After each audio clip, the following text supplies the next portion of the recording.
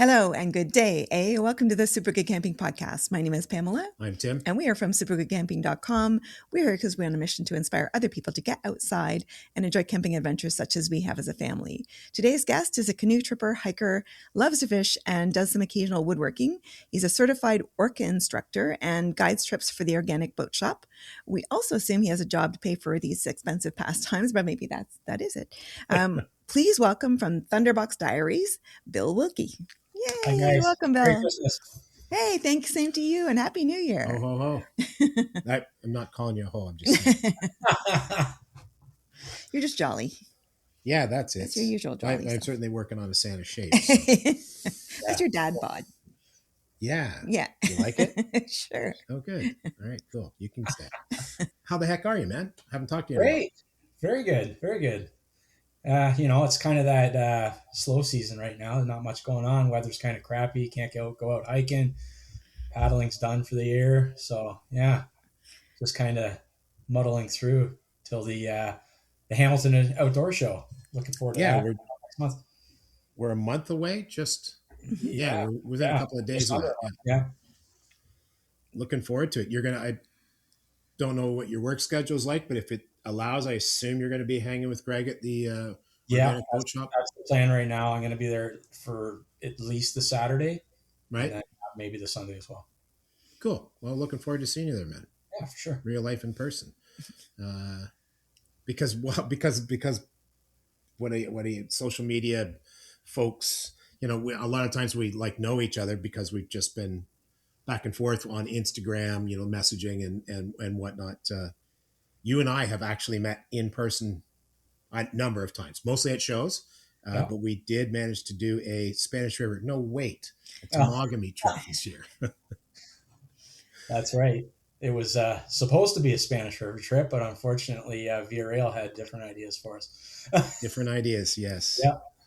That was pretty wild. It's like 7:00 or 7:30, literally the night before, and Greg's like, I got an email. They're pulling the baggage car, and we can't go. Oh, that's cool. That's I thought he was pulling my chain, but not so much. So did I. Yeah. For listeners, that's the car that all the canoes need to be loaded on in order to transport them to the Spanish River.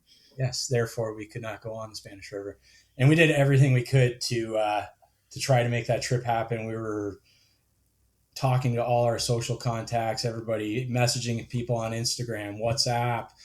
Is there a way to get on to the Spanish River without the Bud car? And the answer from everybody was no. So we put our heads together and came up with a plan B that I think worked out pretty good, actually. I think worked out just fine. Yep. Yeah. So they ended up in Temagami. We did. Yeah. I think it was actually the second choice you guys were trying to work out for Temagami, but I don't care. It was awesome. Yeah, so we ended up on the lower section of the Temagami River. We went in at I believe it was Red Cedar Lake, it was called, and then paddled into the lower section of the Temagami River, and it was shockingly amazing. It wasn't even on my radar until that trip, and now I'm probably going to be heading back there next fall to do the entire length of the river. Cool. Yeah. Yeah, it was awesome. I mean, be hard to go wrong. The two biggest things that I think worked in our favor was the weather was just stunning. I mean, it was like 20, 21 degrees or 23 degrees through the day, and didn't get ridiculously cold at night. And, we had a bit of rain on the last 45 minutes coming out. Yeah, the very end of our trip, it started raining, and we were just getting off the waters and started coming down. So it worked out perfectly. Yep. And a amazing group of guys. Like that was awesome. There's like no dicks in the bunch. It was fantastic. No, it was good. Yeah. We ate well. We did all the things well. So the Spanish River Take 2 is potentially coming up this year. June. In 2026. That's right. So yeah, June 15th or somewhere around there, I believe it is. June 12th. 12th, I think. Yeah. I think I had 11th, but Greg wanted to move it a day. Yeah. So we're heading up there, and we're going to be doing a ORCKA Moving Water 1 certification on that trip, with a moving water instructor, because I myself am not a moving water instructor, just self-taught basically. So I'm going to be learning on that trip myself too. So that should be interesting. And then Tim and Thomas are coming as well. And yeah, it's going to be great. And we got Kale's coming as well. It was on the trip with us in Temagami this year. Cool. Yeah. Looking forward to that. It's going to be awesome. Question: how did you end up being an ORCKA instructor? Like what? How did? Oh, that was kind of just like buddies with Greg. Been buddies with Greg for quite some time now, and he started offering the ORCKA courses. So I had a week off, just so happened to be the same week that he was running his instructor course last year, or this year actually, I should say. It's still this year. It's not yet 2026. Right. But yeah, so it would have been April of this year. I decided to take the course just because I was off that week, and as a lifelong paddler, I learned so much. And you think you know everything there is to know about paddling a canoe, and then you take a course that teaches you how to teach it to other people, and you realize that you know absolutely nothing. I learned not absolutely nothing, but you realize that you're doing a lot of things that are maybe poor form, and now you're improving yourself. And I've taught a few courses, and I've actually done a lot more instruction on trips than actual certification courses, because that's one of the things that we do when we are guiding people, is that we usually have someone that's an ORCKA instructor on that course guiding it, and they will basically coach the entire trip with people, and it's really worked out well that way, and it's just been a great experience teaching people for myself. So people are usually pretty appreciative of it, and they also didn't realize that they could make their paddling a lot more efficient than it might be. So, and efficiency is pretty key when you're doing a long canoe trip. Your wasted energy is energy you don't want to waste. Yeah, especially and I really find it. I'm sure it applies to flat water, but I find it way more the white water. If you're not on your game, you get to the end of like a set of rapids and you're like, holy crap, I'm pooped, man. Yeah, you can't really. There's no time to slow down in a set of rapids. You got to be focused the entire way down. As soon as you stop focusing, that's when you flip. Yeah, it goes for crap. So you're talking about guiding. How did that all come to be? And I don't know. Tell me a couple of really cool trips. Yeah, well, this was like the guiding for us was kind of this was our first year doing it, so it was kind of just a trial thing. We did a trip on the French River in the summer. Went very well, and then we had 2 trips on the Spanish scheduled for last week of September, and then the one that you were supposed to go on, Tim. Luckily, the trip in September got to go on the train and got to do the Spanish, but unfortunately for us, we didn't. Yeah, whitewater's pretty new for me myself, actually. But once you start doing it, there's kind of no turning back. You don't really want to paddle flat water that much anymore, unless it's to get to whitewater. But, yeah, I've been canoe tripping for most of my life. I've been camping my whole life. Started getting into the backcountry in my early 20s, university type time. So going on 20-ish years now.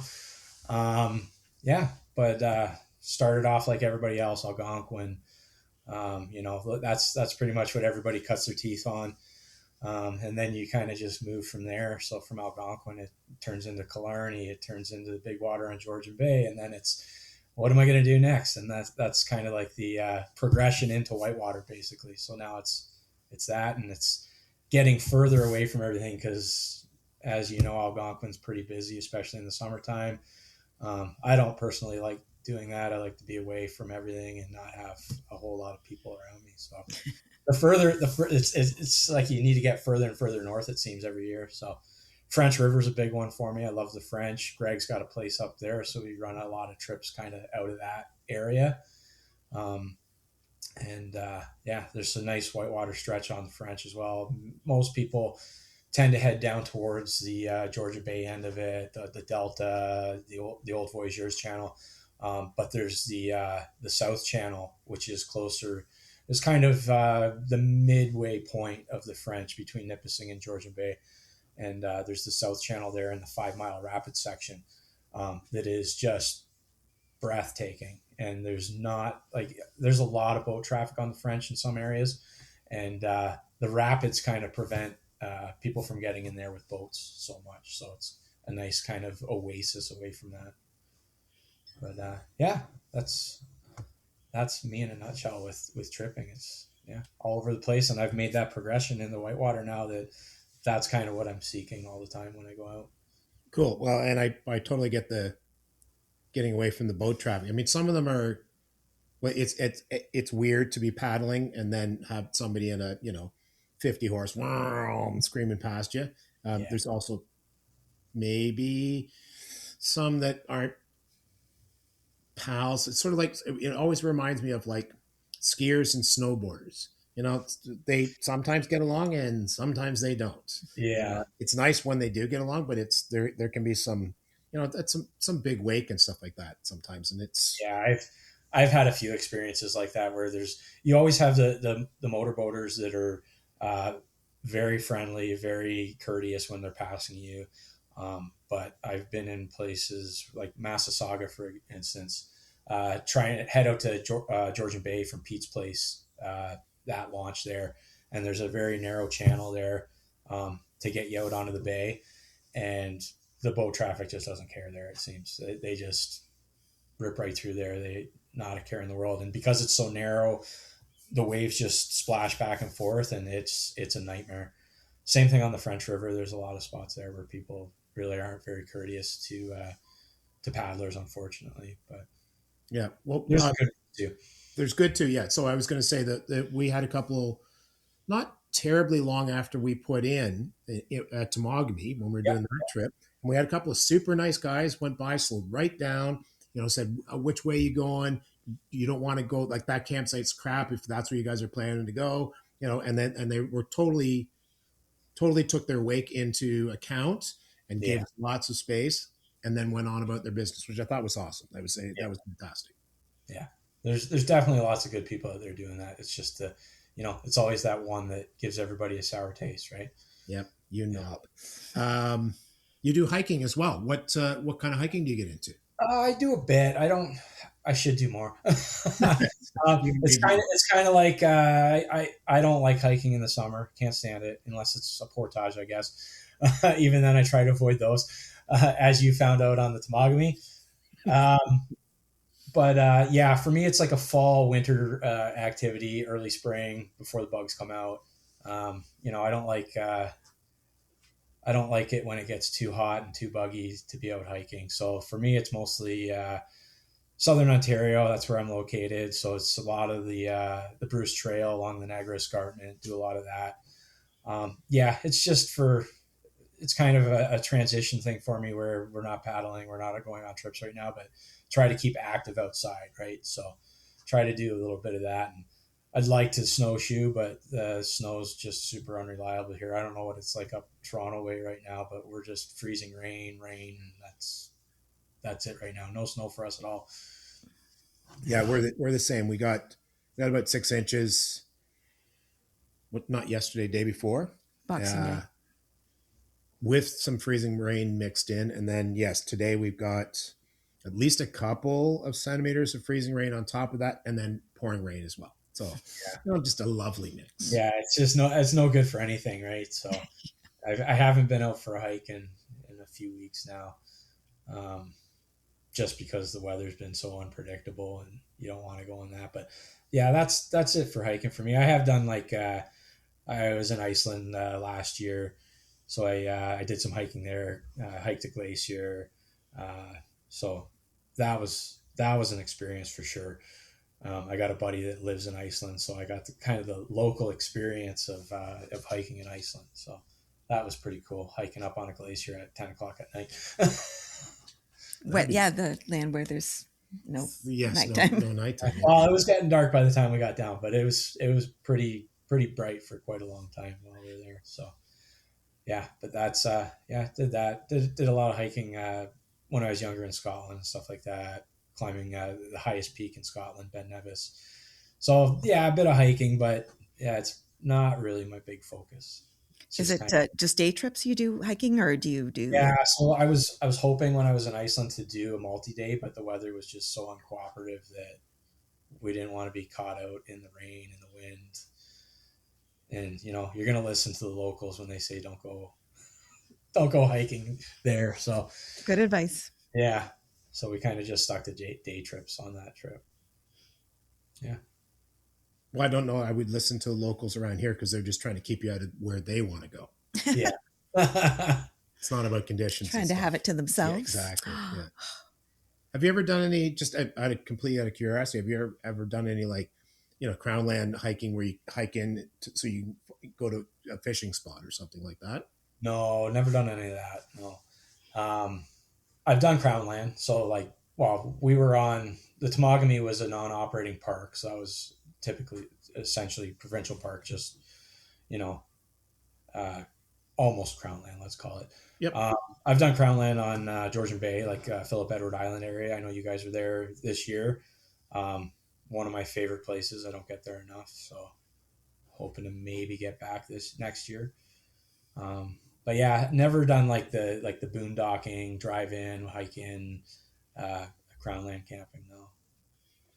Started out with a lot of Algonquin campgrounds when I was a kid, so it was like Pog Lake, Canis Bay. You know, started with my parents; they always took us in there, and they weren't big backcountry campers, so it was always just front country. And then it was me that kind of took it to the next level, I guess. Yep. Well, I think that kind of plays out for the majority of us, certainly here in Southern Ontario. Thomas and I, where the heck were we? We're coming back from, I think we're coming back from a French River trip, and there was a massive accident. The backup was going to be like 3 extra hours to the trip, according to the Google Eat or whatever. So the kid has he downloads Google Maps, so he's got them whether he's got signal or not. Okay. And on them it has like logging roads and stuff. So he, we boogied off in the wrong, in what I would assume the wrong direction, but it wasn't, and ended up going down logging roads and stuff. And we found a whole bunch of very cool Crown land, and exactly that, dockers, they just veered off somewhere where somebody had cut some trees down, 4x4s and whatnot, dragged it in there, and were parked there for who knows how long. And you could see water beyond them, sort of deal. I thought, hey, that's a pretty cool thing because it's, it's not money out of your pocket and stuff like that. So yeah, it's like a whole other area of camping, right? So you got your backcountry campers, you got your front country campers, and then you got your overlanders essentially, right? And yep, that's an expensive hobby. to buy the trailer and the 4x4 and all that sort of jazz. Yes. Yeah. I got some buddies that are into it, and yeah, it can get pretty pricey for sure. Yeah. And they seem to have like an extra trailer that they've got 4x4s on, or like their little ATVs or whatever. Yeah, or side by sides or anything else. Yeah. Yeah. Looks fun, but wow. Yeah. Yeah. A lot of gas too, I'm sure. Fishing. How often do you get out? What is your favorite fish to fish for? I literally only get out when I go on trips. Okay. I'm not much of a fish every weekend kind of guy, right? It's almost strictly while I'm on a canoe trip, and I am a terrible fisherman. Ask anybody that goes camping with me. Yeah, I love fishing. I do enjoy it. I just never. I'm not one to troll an entire trip, so I'm probably not going to catch much. I might cast a bit at offshore when camp is set up, but that's it for me really. As far as species, like I love catching walleye. Any kind of trout species is always cool to catch. I just never have much luck. Yeah. I let the other guys handle that. Like Jeremy there on our trip, he is put a fishing rod in that guy's hand and he'll just go forever. And then that was pretty crazy. It was just like cast fish, cast fish, cast fish. And then I don't know if Pam heard the story, but he decided we were set up a camp, and he told us, "Okay, guys, I'm going to go out fishing. If I'm not back by dark, don't worry about me. I'll be there. I'll be back." And he came back after dark, and he had a half dozen fish with him. Yep. Just started cleaning them, and away we go. Eat some breakfast the next day, and yeah, that's Jeremy. He's the fisherman. He's the guy to talk to about that stuff. And I don't know what the trick is. Like, even if Tim and I both go out fishing, he'll catch, even though they may not be something we can keep. Keepers, yeah. But he'll still catch them, and I won't get a bite even. I don't know. Jeremy's were all like great sized, perfect sized fish. It's like so I don't know if that means he threw 8 of them back that weren't the perfect size, but it was I don't know.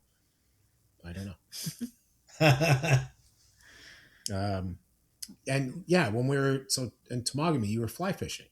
That's got to be pretty cool. I've never. Yeah, so that was another one of those hobbies that I picked up and then kind of just let slide. Fly fishing is just insanely expensive. Now, the reason that I had a fly rod on that trip and not my spinning rod is because my spinning rod is at the bottom of the French River. Oh. I took my kids up on the French in September, and we were just for an overnighter. We were on the North Channel, and we were just camped out by Ouellette Rapids. And my daughter wanted to go down the rapids, and I didn't have a problem with that. And we had all our gear, we had our helmets, we had everything with us. So we were set up to go through whitewater if we wanted to. And I wasn't expecting to tip over because I only brought one change of clothing with me because it was just an overnighter. And we ended up going for a bit of a swim. So I had my daughter in one hand, I had my paddle in the other, trying to hold onto the boat as well, and then reaching for my tackle box with my paddle. Managed to get that, but luckily it floated, but my fishing rod did not. So that's why I had my fly rod on that trip, because I don't have a spinning rod right now. Yeah. All right. Bummer, man. But yeah, fly fishing is pretty cool.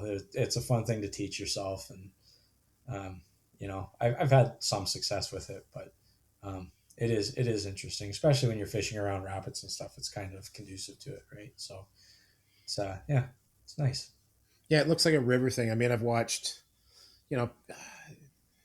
people like Henry Winkler is a lunatic for fly fishing. He's an absolute just junkie for it. And I've watched some, like friends that have been out with him filming him, and he would just do it for hours and hours and hours and work on it, perfecting that, got landed in the same spot 14 times in a row. Yeah. It's one of those things you enjoy it, even if you're not catching fish. That's kind of what I found with it. It was just practicing your cast, getting that perfection down, making it do what you want it to. And if you catch something, that's just a bonus, really. Yeah. Cool. Where does Thunderbox Diaries come from? Honestly, I kind of had the idea that I wanted to start a website, but never started a website. So it was supposed to be Thunderbox Diaries, and I was going to tell stories, and that was the diary, essentially, basically. And I'm a bit of a smart ass, and I thought naming something after the box that you used to go to the washroom on was a cheeky name. So yeah, cheeky name. But yeah, that was kind of it. So I never did a website. I'm kind of lazy in that sense. I always have these great ideas to do this, and you never really have the time, and just keeping up with Instagram itself is a challenge. And you guys know with podcasts that, it's a lot of work that goes into it that people don't see. So, but on Instagram, I kind of try to tell a story with all in my captions. So it's still kind of a diary in a sense, I guess. Well, I think it's awesome. I remember reading, I'm sure it was an Instagram post or something. And then I saw the Thunderbox Diaries, and I went, "Oh, that's awesome. That is a perfect thing, man." I've heard a lot of people say that. Because, yeah, people know automatically it's backcountry because that's where the Thunderboxes are. Yeah. And then, diaries. So telling your stories. Yeah. We like to tell stories. Yeah. And I'll also have to say to anybody who's watching or listening, go check Bill out. He is good at storytelling in pictures. Like he's a natural for it. So, and they're always good pictures. So, how do you, I know I've seen some food that's come with you on trips. I'm pretty sure there was a Flextail light. You have partnerships maybe with some companies. How does that? Yeah. Who are you with? How does that work out? Yeah, so I've been getting into a few brand partnerships. Flextail is one of them. So they reached out to me about doing some stuff, and so they've been there. The other one that I've been working with lately is Wanderlust Kitchen. They were on with you guys recently. Yeah, our friends. So we've got a little partnership going on there, and they're great. I love their meals. Nothing like I've made that type of stuff for myself before for trips. Not as good, but like it's a great meal. It's got flavor, and like I was never a big freeze dry dehydrated meal guy, because prepackaged. I'm saying because they were terrible growing up. Like it was bland, or it was too salty, or overspiced, or just unappetizing. And the companies that are coming out right now are just awesome, and local too, like Ontario. We got ones coming from us. So Wanderlust Kitchen's one. The other one I just started working with, haven't put anything else out yet, is Sly Foods. They are located in Quebec. We had one on our trip, Tim. I don't know if you got a chance to try it out. I don't think so. But they also have amazing meals, and I was shocked at how good they were. So I'm probably going to do a lot more of that this year versus making my own stuff. And then I have another opportunity coming up that's going to present itself at the Hamilton Adventure Expo. I am working on a partnership with Ostrom Outdoors. You saw my table, Tim. So we're going to be me and Bill Ostrom are working on a collaboration right now, and it should be ready for the Hamilton show. So we'll be very cool there. Yeah. Yeah, we had him on a year ago, maybe something like that. Maybe more than that. Yeah. Very cool dude. Very cool dude. Yeah. Awesome. I love his. He comes from this is how I want it to be on my back kind of a guy. Yeah. You know what I mean? Yeah. So yeah, we've been talking back and forth. We've been shooting ideas, names.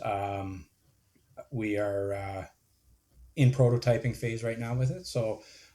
But we should have something out for the Hamilton show. So come and visit us at the Organic Boat Shop booth, and there might be a little surprise there. I have a feeling that we're going to be running around with microphones and cameras for like the entire weekend. The organizers of the show have given us a booth, donated us a booth to sit and do podcast stuff. Except I'm not so sure how often I'll actually be there. I think I'm going to be going around checking stuff out, and we'll see. Well, there's so many great vendors there, like great vendors, great presenters, everything, man. I am so looking forward to that. Yeah, I'll be doing my before the doors open, running around and saying hi to everybody and putting some money down on some gadgets, I guess. Spend some Christmas money. Yes. I have already spent all my Christmas money. Awesome. Looking forward to seeing you there, dude. Absolutely. Yeah, we'll all be running around. I think it's going to be great. All right, cool. It'll be fun. All right, that's it for us for today. Thank you so much to Bill Wilkie from Thunderbox Diaries. Find him on Instagram. You can also, he's got YouTube and TikTok, but primarily Instagram, and look for Thunderbox Diaries. And you can also meet him at the Hamilton Adventure Expo at the end of January 2026, and we'll be there too. And he'll be at the Organic Boat Shop booth. And for us, that's it for us. Well, if you want to talk to us, we are at hi@supergoodcamping.com. That's hi@supergoodcamping.com. And we're on all the social media. Please like, follow, subscribe, share, and all of the good things. And we'll talk to you again soon. Bye. Bye. Thanks, guys.